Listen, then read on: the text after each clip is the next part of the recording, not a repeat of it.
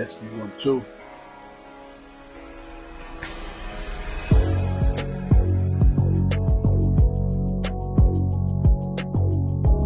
And 1, 2. Shalom, people.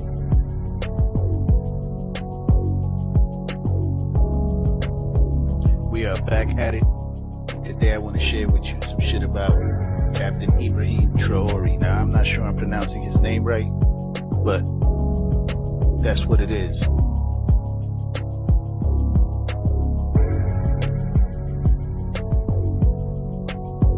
As soon as I get the opportunity to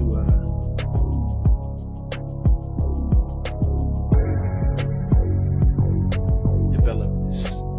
Anyway, look, I want to ask this question, right? Why is there never a shortage, right, of sellout, sandal, cool-ass house niggas that are readily available and willing to betray revolutionary men when they rise up, particularly black men, right? Every time a black man raises up as a leader for black people, whether they be African-American or African, there's always some sellout, sample, cool-ass house nigga ready to betray him. And if you don't believe me, let's go through a list of them. Let's start with the first one. The most famous betrayer of all, Judas Iscariot. This piece of shit betrayed Yahushua HaMashiach, or who the world calls Jesus the Christ, right? Imagine what kind of scumbag he must have been to betray the greatest man that ever walked the earth, right? And he's the first and greatest. But what about George Wilson, Joe LaRoche, and Billy? Right? These are the three men who were slaves at the time who betrayed Denmark Vesey. Y'all know Denmark Vesey? He was another revolutionary, right? Who plotted a rebellion against the oppressors in an attempt to free not only the three fuckers who betrayed him, but every slave in Charleston at the time, right? It makes no goddamn sense to me. But let's move on. What about Thomas Hagen? This is the fucker that assassinated Malcolm X. Now, we know that there was a big conspiracy to silence Malcolm X. CIA, FBI, the Nation of Islam, and everybody. But he's the fucker that did it. A black man betrayed a black man. But let's move on, right? Let's move on. What about William O'Neill? Right? He was an FBI informant and infiltrated the Black Panther Party. And in 1969, he drugged Fred Hampton. Fred Hampton was the head of the Black Panther Party in Chicago. He drugged Fred Hampton and gave the feds, or the Chicago Police Department, the layout of his apartment, where Fred Hampton was later assassinated in his own bed, and they couldn't get him up because he was drugged up. So that's just a few, right? But now, following in the long line of these coon-ass pieces of shit is none other than, let me find them.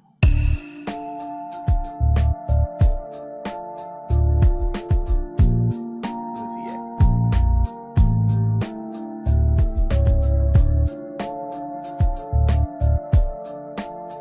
This piece of shit right here.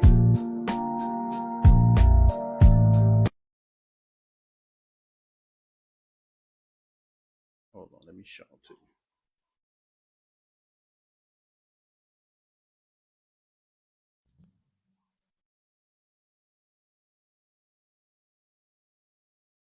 Oh, they won't show me his picture.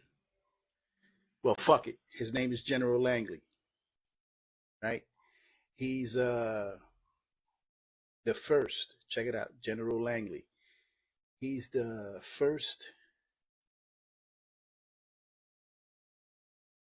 black four-star general in the United States Marine Corps and the 6th commander of the United States Africa Command. Now, under normal circumstances, we would be singing this man's praises, right? We would be recognizing his accomplishments and praising his achievements. But here's the problem. they're using this man, General Langley, a black man, right, is being sent by the white power structure of the United States and his allies, particularly France, to arrest and depose or overthrow and possibly kill President Captain Ibrahim Traore, who's the president of Burkina Faso. Now, this is a modern revolutionary who, much like President Trump and his Make America Great Again bullshit, President Captain Traore has made it his business to put his country and his people first. Now, let me read this to you. Since becoming president of Burkina Faso, Captain Traore has embarked on radical reforms that resonate with many of his countrymen and women. To start, he has reversed the salary increase for government officials issued by his predecessor, who he overthrew in a coup d'etat, right? And is not accepting a raise for his role as president, but will be paid his captain's wages instead. Check that out. He ain't even taking a pay raise. He has taken control of his country's natural resources, which include substantial quantities of gold, zinc, copper, manganese, phosphate, limestone, diamonds, bauxite, nickel, and vanadium. I don't even know what vanadium is. He nationalized 2 gold mines and stopped exporting unrefined gold to Europe. He has inaugurated a national gold refinery and expects to process 150 tons annually. 150 tons of gold for his country that he's not giving to Europe. Check him out. He the real deal. I'm telling you. He gives a fuck about him and his people. Now, let me keep going. He has established the National Support Center for Artisanal Cotton Processing, is building a new airport, and is making considerable agricultural investments so that the people of Burkina Faso can feed themselves. And he has rejected financial assistance from the International Monetary Fund and the World Bank. Now, you know, when you start telling them to go fuck themselves, that's what Gaddafi did. Gaddafi tried to do the gold dinar, and they killed him for it. So he told them, fuck off. He don't need their money. Now, in the 2 years that Captain Ibrahim Traore has been president, Burkina Faso's GDP has increased from approximately 18.8 billion to 22.1 billion. And he paid all of Burkina Faso's debts. The local debts, he paid them off. These are just a few of the accomplishments. No wonder the imperialists have their panties in a bunch. How dare this young black man become president and challenge the white power structure? How dare he attempt to govern himself and his people without influence from white people? Who does he think he is? Without further ado, ladies and gentlemen, let me introduce you to Ibrahim Traore. Traore. I don't really know how to say his name, but... Hello, everyone. I must admit that it is a real pleasure to be here this morning, to have this moment of exchange with you, to share the human warmth of our brothers, sisters, fathers and mothers from the Central Plateau region. I would like us to pay a vibrant tribute to those who are fighting on the front lines, who allow us to gather here, to exchange and to see the prospects for our homeland. I would like us to observe a minute of silence in memory of those who have lost their lives in this battle.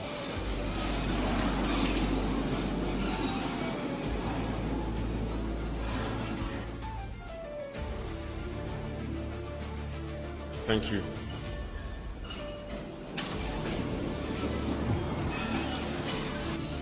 It has been almost 10 years that we have been in this war situation, and I think you are following the developments as they happen. I hope everyone is aware. And I hope everyone is aware that we are no longer in a war on terrorism, but in a war of independence. Everyone must understand that it is a strategy for the imperialists to impose this war on us. Normally, every leader, every ruler should fight for their country. It's a strategy. They fight for their interests, and we must also fight for our interests. If we manage to develop, to prosper. It means that over there, they will not be able to develop. They will have to regress. If we manage to transform our raw materials tomorrow, it means that over there, factories will close. Do you understand the logic? So it's normal that they fight to disrupt our society, to keep it in this constant war, so that we can never think about developing one day. And then they will continue to develop, while we will still be here exporting our raw materials to them and our youth, suffering in poverty, trying to cross the ocean, to go beg over there.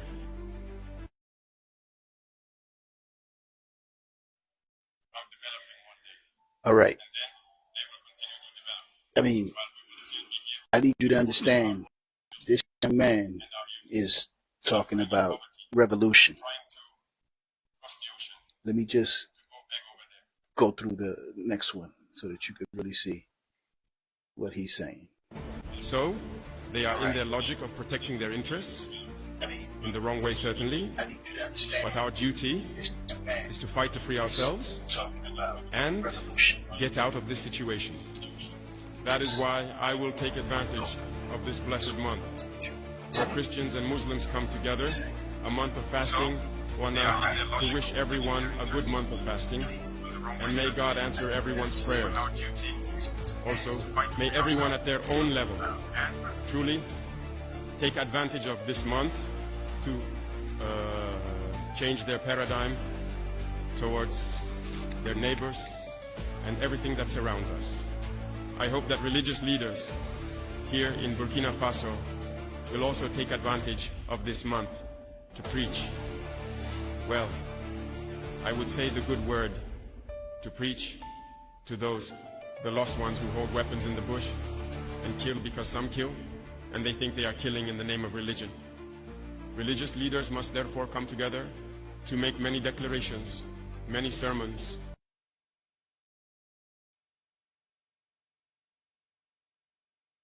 Let's move on to the next one. I won't even bore you with my bullshit. Let's just move on.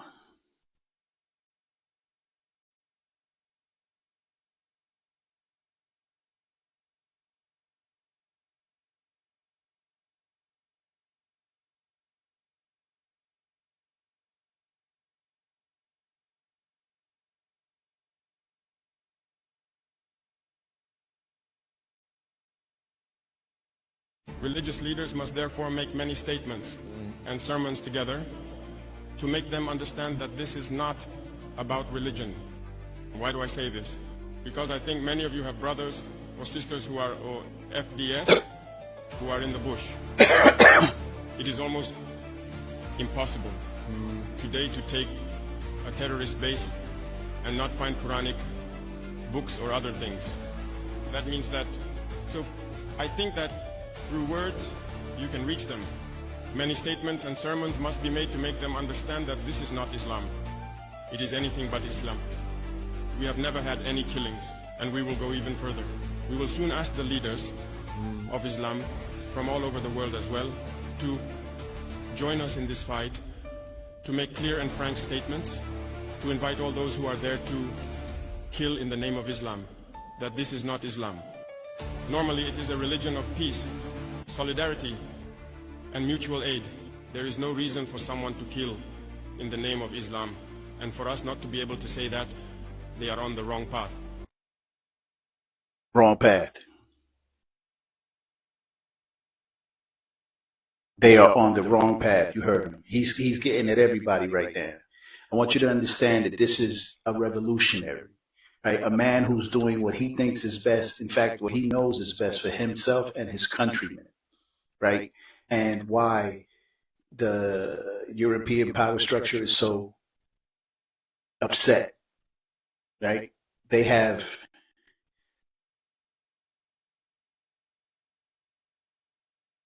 really upset. The United States has sent that General Langley to try to kill this man. And I guess they tried to do that yesterday because some shit jumped off. But let's just finish up with this one. Someone kills in the name of Islam, and we cannot say that he is on the wrong path. Several operations are underway. There are areas abandoned for several years that we have reclaimed. We are in the consolidation phase. and we continue our maneuvers up to our borders. In a few days, you will of course be informed of everything that has been recovered, and we will establish ourselves in these areas permanently. We will not retreat, we will reclaim all of our territory. And that's right. That's right, reclaim all of it. This will happen progressively. There may be regions that today that seem not to witness certain actions, but war is an evolving process. We will completely clear out areas and gradually move in, tightening the noose on these people. As I said, they only have two choices: either understand the message and return to the homeland, or they will disappear. Or they will disappear. You hear this guy? Spoken like a true revolutionary if I've ever heard it.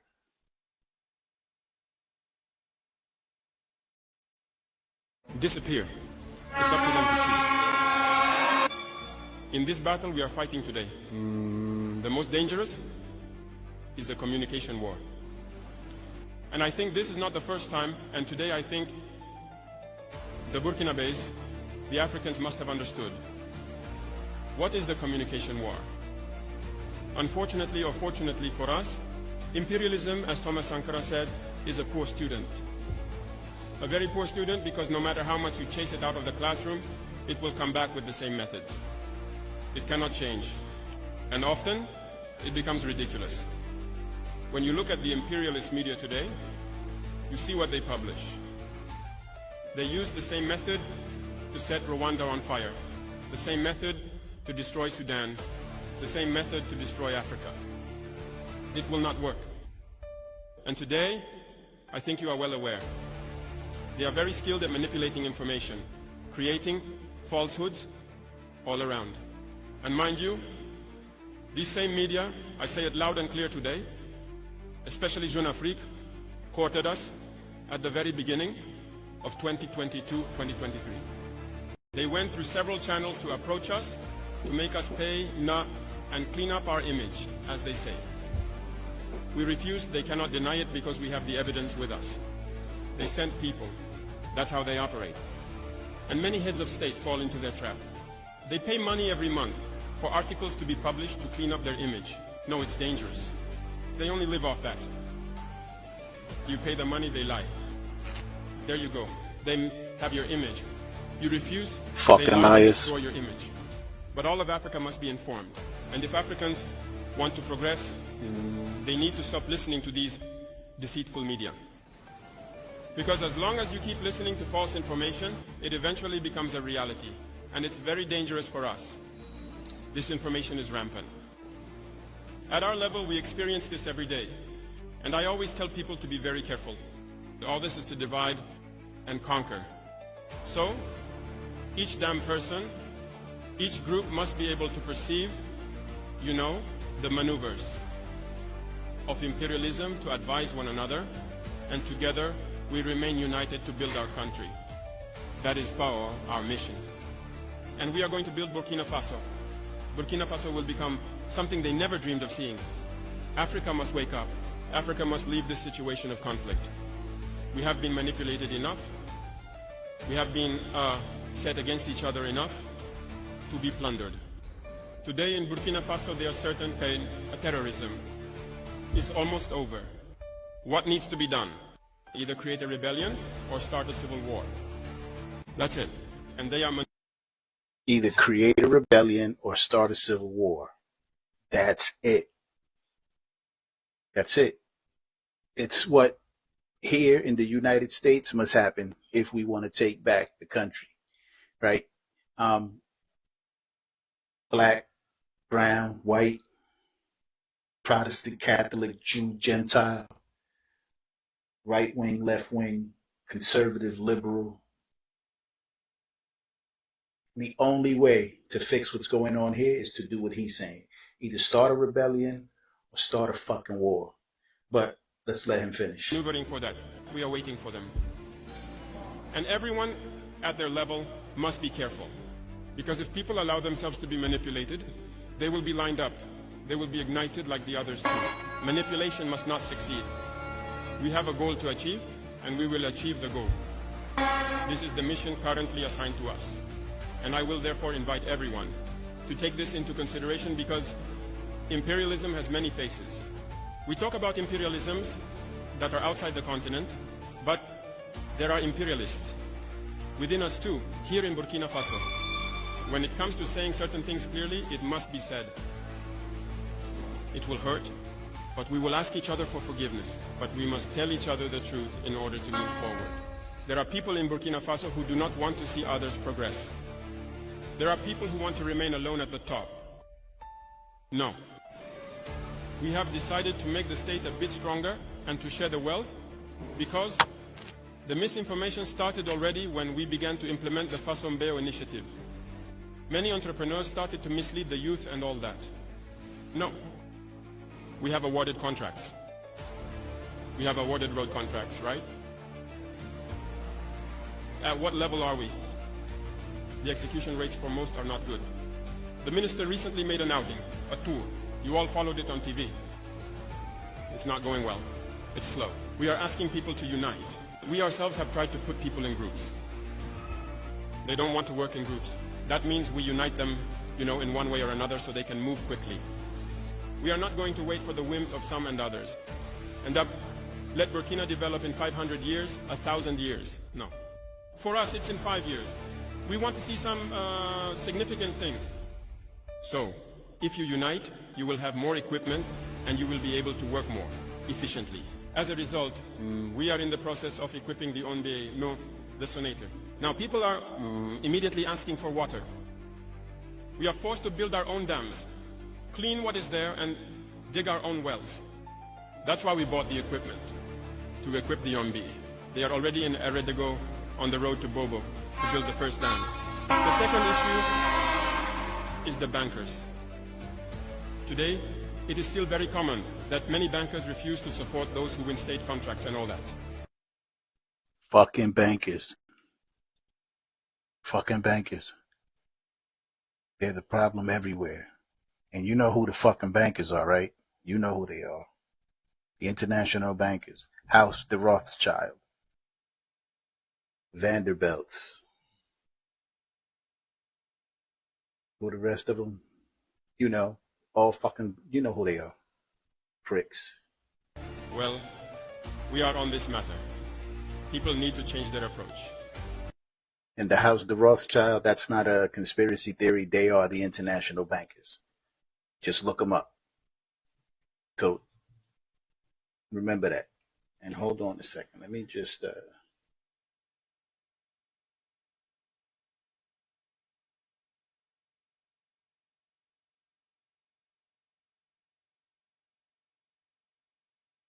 put this right there.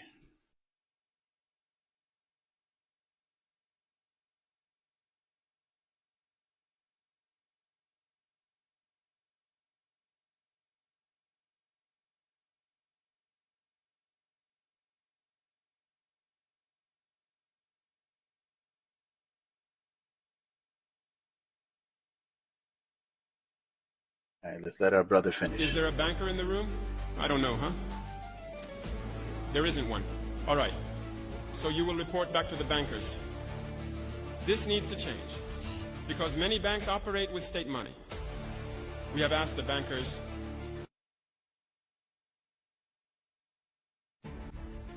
Things need to change, because many banks operate with state money. We asked the bankers to return a portion. This is what we call term deposits, or DATs. These are state-owned companies that deposit their money in the banks. We want our money to do work. People find that they cannot give the money because it will weaken their bank. But every year, the banks have made so many billions in net interest. The other day on TV, I was watching a bank that also makes billions in interest and shares it. No. Either we truly understand each other around the table, or we will move on to another method. And this morning, I wanted to make this statement so that you understand that the fight that is about to begin, the dust will rise, as we like to say. But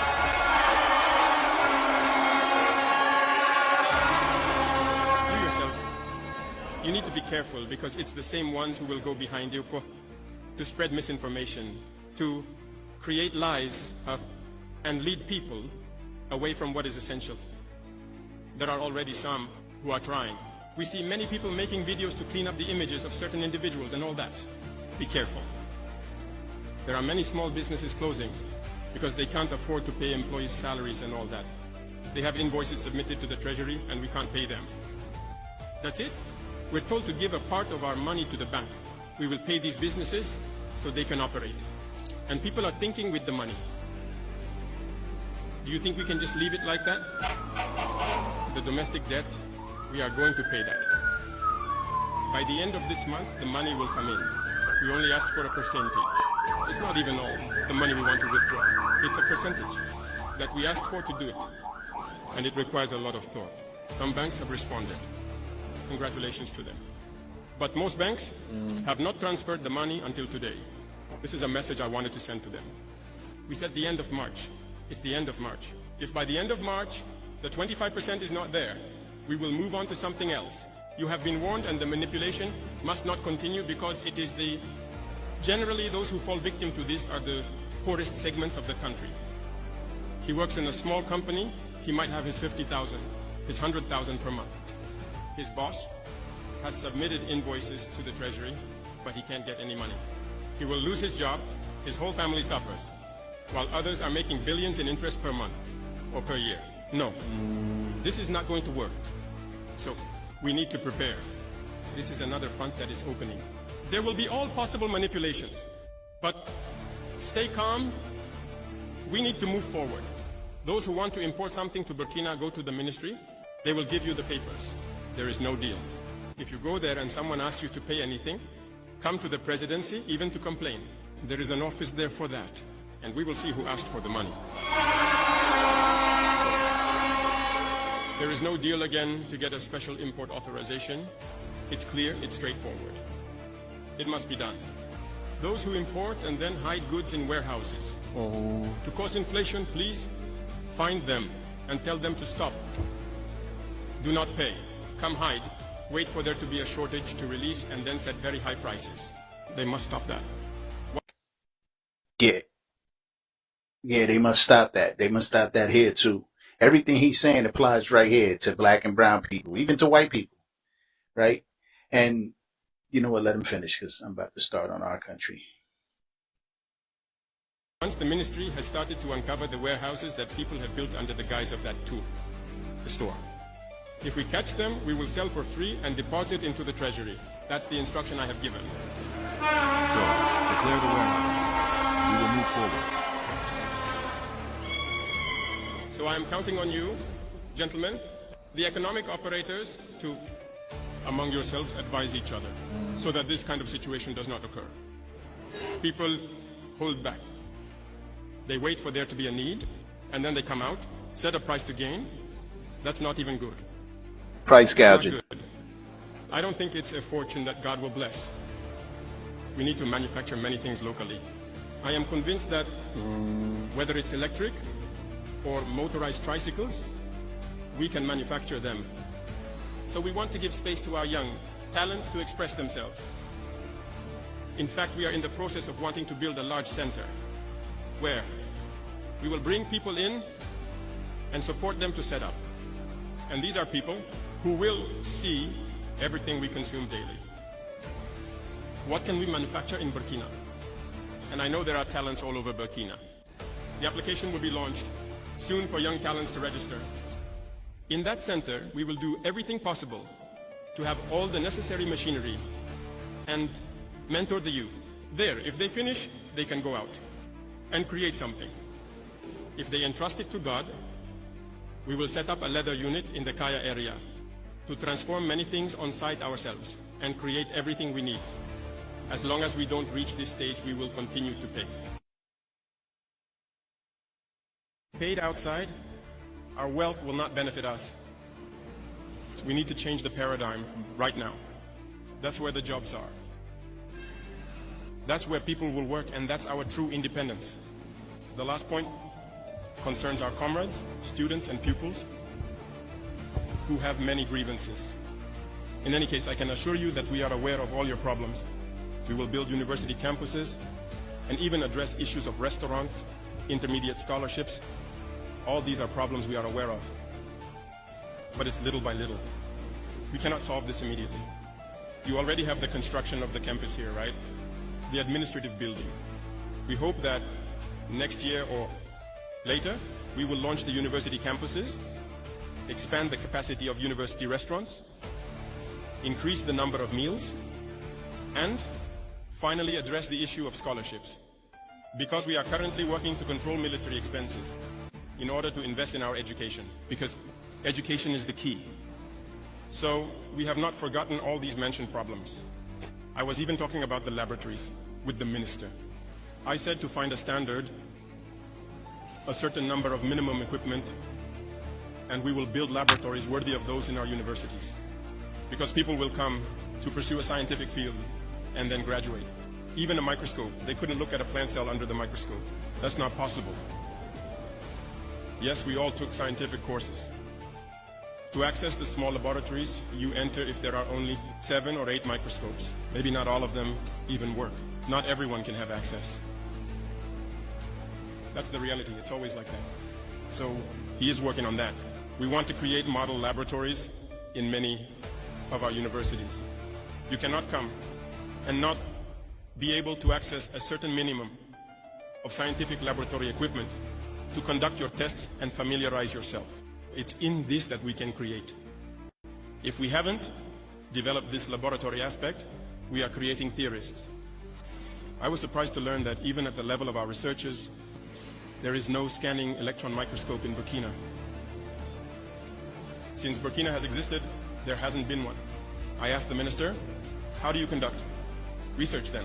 We are forced to go abroad, to rent laboratories, paying money to do it. While the scanning electron microscope, I don't think it costs $1 billion.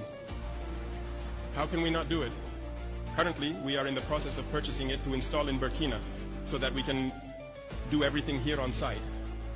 So I hope that by then, all of this will be operational and that it can benefit even the students, researchers, and scientists to advance in their research.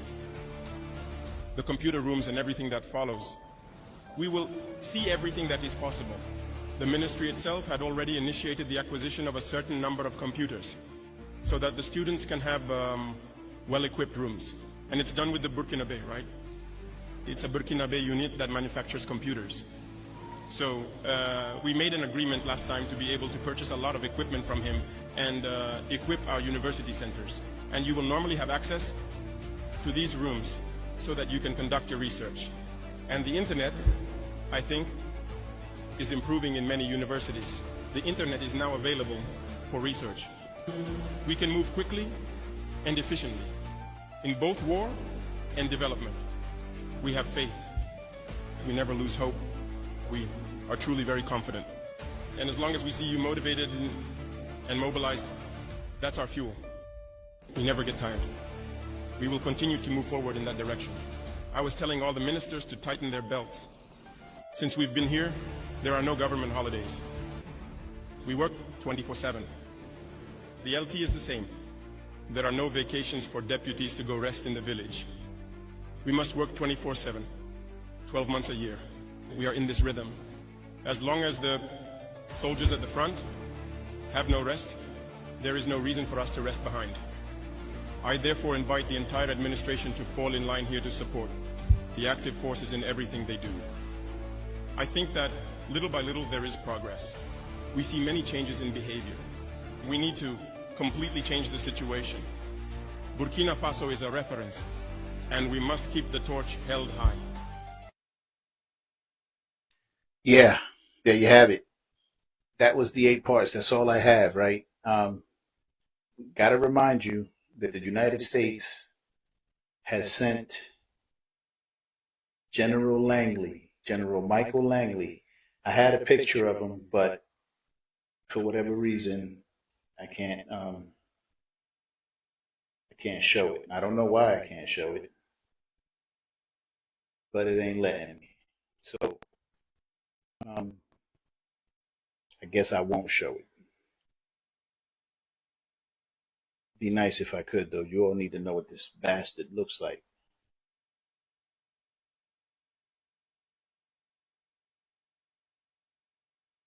Now, this guy, General Langley, was sent there, like I said, to arrest, to depose and arrest, or overthrow him and possibly kill him. Well, clearly, some shit must have jumped off because this was today. This right here was today. Of power, of dignity, of freedom for Africa. Africa for Africans. The land of Africa is for Africans everywhere. Our land is our land. Everything is our land. My brothers everywhere. Look at all those people. You are free in your continent. In this austerity. All those people took to the streets to support President Captain Ibrahim Traore. I'm sorry, I don't know how to say his name, but that young man, he's 37 years old, second youngest in the history of the continent, and they took to the streets like that to support him. Now, I want to show you. Just listen to this devil. This is a devil. Check him out. I want you to know why Africa is in the condition that it's in, and why this young man, along with the other two, have risen up, have rose up, have taken a stand against imperialism. Check it out. We will not allow sub-Saharan Africa to escape. We will not allow sub-Saharan Africa to We will not allow sub-Saharan Africa to escape that. Okay, we do everything to keep sub-Saharan Africa where it is, also impoverished. It's absolutely Africa where it is, also impoverished. It's absolutely vital for the prosperity of Africa where it is, also impoverished. It's absolutely vital for the prosperity of everyone. Let's get clear about that. Okay? We will not allow sub-Saharan Africa to escape that. Okay, we do everything to keep sub-Saharan Africa where it is, also impoverished. Also impoverished. So this bastard, I don't know who he is. Fuck him. He's clear that in order for the West, the imperial powers, the white power structure, to thrive, they have to keep Africa impoverished. I'm going to bring it back just one more time and let it play. We will not allow sub-Saharan Africa to escape that. Okay, we do everything to keep sub-Saharan Africa where it is, also impoverished. It's absolutely vital for the prosperity of everyone else. So let's get clear about that. Okay, and this means all the economic structures, all the global institutions, and the economics we teach everyone is all designed to keep Africa exactly where it is. And whether it is Europe or US or now China, it's always the same. We need Africa to be impoverished because we need those raw materials and we need them dirt cheap.